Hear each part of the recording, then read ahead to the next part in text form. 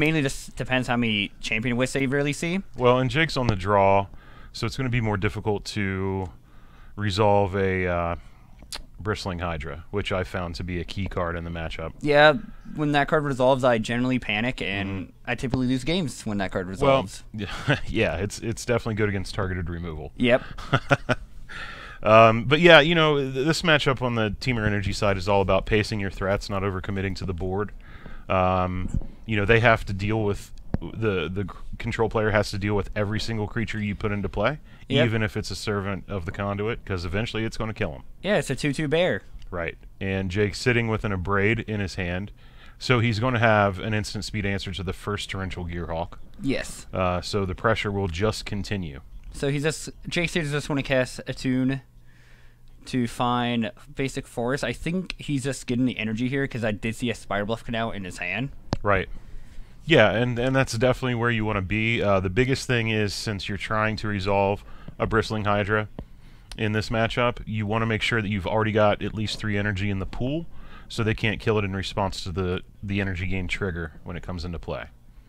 Yeah, totally. You know, I mean, granted, Chad could run out 2 removal spells at that point if Jake still only has 4 energy in the pool at the time, but still, you're getting a 2-for-1. Yeah. Yeah, which is totally fine. I mean, the whole thing, like I said, pacing your threats, and eventually you can just outcard. Yeah, because generally the creatures in Temur Energy, well, most of them can just win the games by themselves alone. Yeah, most of the time. A good number of them, certainly. Yeah, and when Grixis control decks, their only win counters are probably Gearhawks and one of Nicopolis. You know, likely, but I've known Chad for quite some time, and I guarantee he's got some spice in there somewhere. All right. What kind of spice are you thinking? You know, maybe some, maybe a Chandra Flamecaller. All right. I like this. That sort of thing. I wouldn't be surprised if he were to run out something like a Jace Unraveler of Secrets, even though it's not a win condition. I mean, you know, it's just a card engine. Yeah, it's still a Planeswalker. So I think this is when he counter right away. Yeah, I don't know that I necessarily like this line. I can't see the details of Jake's hand, but this is one of the most important cards in the matchup, especially Game 1, so you want to try to exhaust the counter spells in the control player's hand before running this one out. Yeah, Jake may just not have anything else to play. Yeah, it doesn't... I see a bunch of lands and a Braid, so... Yeah. So is he just banking on the Conduit beatdowns? I mean, for now...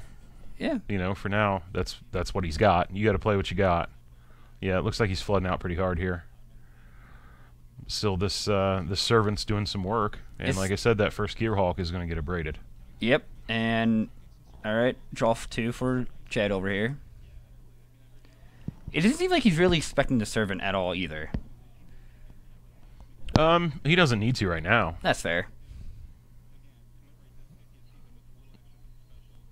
Alright, so Chad now has 6 lands, the sweet spot for any control player. Yeah, and a grip full of Magic the Gathering cards. Yep, and I think Jake literally just drew another land. So in testing, the games that I lost most often were Flood. And that was one of the really encouraging things about choosing the deck going into the event. The Open 2 weeks ago, knowing that, you know, it didn't really seem as though I was losing games where both players were playing Magic. I was just losing games where I drew 2 more lands than spells. All right, so Gearhawk's probably just going to draw 2 more cards or Impulse. Right. Right, so Jake correctly lets Chad announce the trigger target before casting the Abrade, so Chad has as little information as possible. Now, see, I would wait for him to also resolve that Supreme Will. All right. Because he may very well have seen another Gearhawk in the Supreme Will, and if he doesn't know that his first one's dying, not chosen the Gearhawk, but since the Abrade. Oh, and Daddy shows up. Oh, is that who you call Daddy? I mean, definitely not other Magic players. All right. +1's the Mind Rot. Yeah. All right. All right. I'm learning my standard cards a lot better than last week, where I thought. So. All right. Well, it seems like Jake drew a Bristling Hydra, which actually may save his day. What did Jake discard? I think just two of his lands in his hands. Since he was flooded, it didn't matter. Oh, they're exiles. Yeah, they're exile. Yeah. Okay, I was looking at his graveyard. Yeah, I think me saying Mind Rot might have confused you. Yeah, fair. It's just so similar. Oh. Jake, 1 energy away from being able to outgrow this Hour of Devastation. Yep. With the Bristling Hydra. I mean, yeah, okay, yeah, that's pretty much game. enough. Yeah, Jake just got flooded, which didn't let him draw any action. If he drew more action, I think it would have been a lot closer game than it showed. Because my experience in these kind of matchups, it's typically very close game 1. Yeah. But when the second the blue-red player gets ahead, it seems like that's when it starts getting the Temur player starts losing. Right. You don't necessarily have the tools in game 1 to claw back from behind. Your best bet is an internalized Champion of Wits.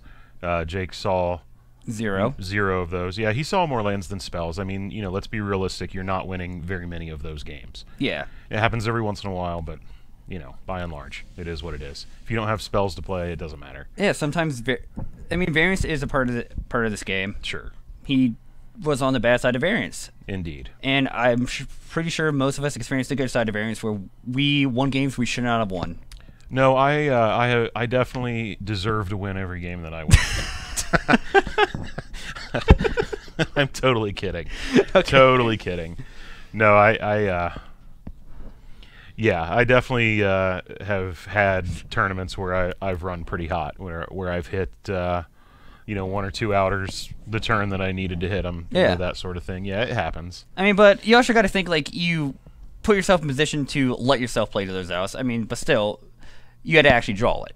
Right, for sure. Yeah. So our stream runner letting us know that he does get a lot of games that he doesn't deserve because he's the worst kind of human being on the planet and plays Boggles in Modern. So you say people who play Boggles are worse than people who play Lantern?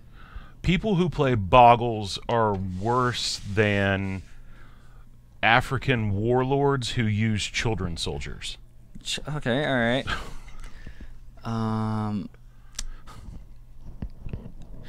I don't have a comment to that. I'm sorry. I was not expecting you to go that deep. I'm sorry. Yeah, that's how much I despise Boggles. Boggles, yeah. Indeed.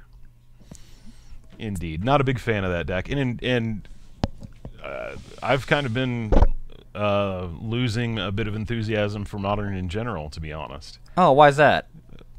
The format how it is? I just think that Standard is such a great and interactive and balanced format right now that the flaws that people have cited in the past about Modern that I was able to overlook because of the rose-colored glasses that I had for the format, I'm starting to see those problems. Oh, did you get new glasses recently then? No. I was talking virtual rose-colored glasses. Yeah. It just seems like the format has reached a place where you either need to be doing something broken, casting 10/10s for 1 mana. All right, I mean that. Controlling hard. Yep. Or trying to create a game state where you're the only one that gets to play Magic. All right. Cards like Chalice of the Void are for main deck in one of the most popular decks. Blood Moon is seeing increased levels of play. The deck that won, that was the Modern deck of the winning team at the Team Open this past weekend, was entirely built around Ghost Quartering your opponent out of the game. Those sorts of things. I just, All right, so it seems like Jake hand kept a 1-laner with a tune. Yeah.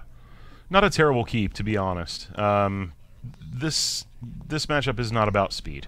No, this matchup's going to go long typically, so you can keep more hands that you typically won't keep in other like more mid-range matchups. Sure. Because like the Grixis control player is not going to win the game fast typically. No, unless he slams Nicole Bolas on turn 7 again. Yeah. Into a servant of the conduit board. Alright, so Jake has all 3 colors. He correctly got the islands, which I would have got too, just to have all 3 colors. Yeah.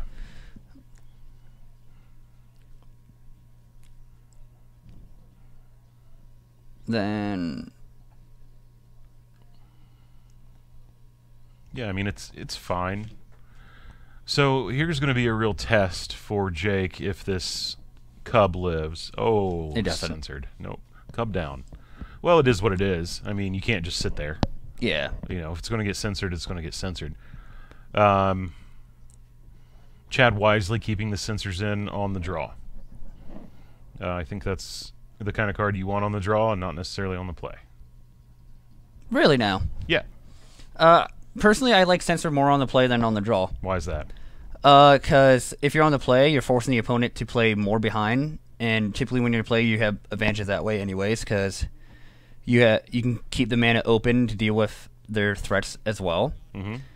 And it just allows you to slow your opponent down even more in matchups that just matter. See, the way that I look at it is, once again, you know, outcarding. Mm-hmm. And you're going to hit 3 mana when you're on the play before your opponent is, which opens up, you know, all of your 3 mana counter spells. Yep. And when your opponent's going to hit, when you're on the draw, your opponent's going to hit 3 mana before you, so you need the 2 mana counter spell to be able to punish them playing a 3-drop into your 2 open mana. I think it's at that point it's his personal preference. I mean, Sure, I could be wrong. You could be right. You could be wrong. I could be right. It all. Yeah, I mean, I don't play blue-based control decks anymore. I used to way back in the day when we had like actual counterspell and things of that nature. So, you know, I honestly don't know. I do know that cards like Mana Leak in Modern, you only want on the play. All right. And you take them out on the draw because they just get a lot worse. I haven't played with that card in a while. I don't know. So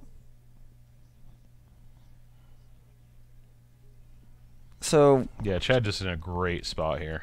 Yeah, Jake not seeing lands kind of backfired on him. Doesn't he have a Champion of Wits in his hand? I think he does. I don't know why we didn't run it out last turn. Because I think Jake wanted to run the Wooler versus Russo out just to have... he's sitting on 4 untapped mana during Chad's... Oh, so then I actually don't know. Yeah, he just took his turn and passed, so I honestly don't know what we're trying to accomplish here. Yeah, you're not the control, Jake. You don't want to be trying to make controlling plays. And that's exactly the kind of thing where you see misidentification of roles in matchups. When you are on the draw, no matter the matchup, by and large, you are the beatdown. Unless, of course, you're playing a hard control deck like Blue-Red Control, which should just further inform your opponent's plays. No matter the player of the draw, they're still the beatdown.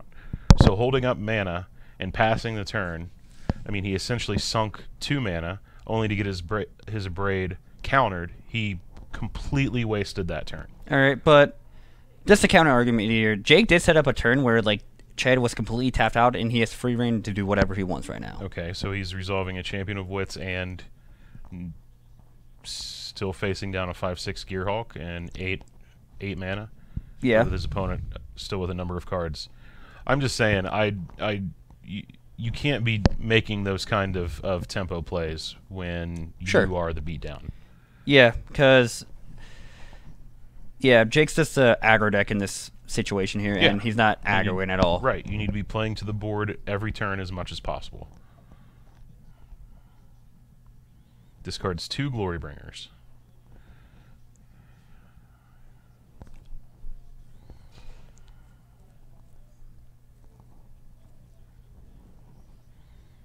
Oh. All right. So Jake was at 6 there. The life totals were incorrect. and Chad slams the Nicole Bolas, which represents 7 damage to the face.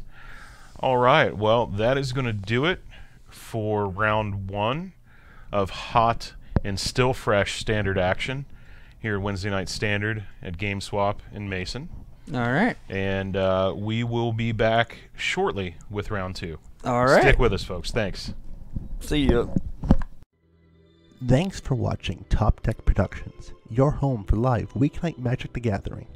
We'll be back with more live Magic shortly, so stay tuned. Yeah. Seagate Records